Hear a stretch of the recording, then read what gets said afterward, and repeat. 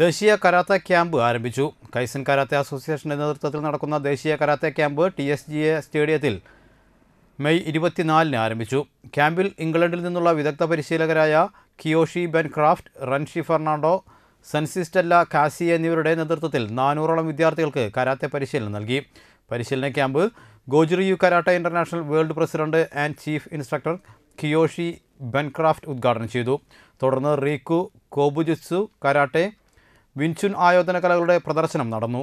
സമാപന ചടങ്ങിൽ മുഖ്യാതിഥികളായി റിയുക്യു India chief സെൻസി Johnson TD, വിങ്ചുൻ national chief സിഫുജിജി സക്കാരിയ, ഗോജുറിയു karate club Kerala senior instructor സെൻസി Devdas, ഗോജുക്കൈ Kerala senior instructor സെൻസി Paul Thomas, സെൻസി Mohandas, കി Tojo Italia, Indian chief സെൻസി Shivaji KG, elite karate academy സെൻസി Ibrahim Nishad എന്നിവർ പങ്കെടുത്തു.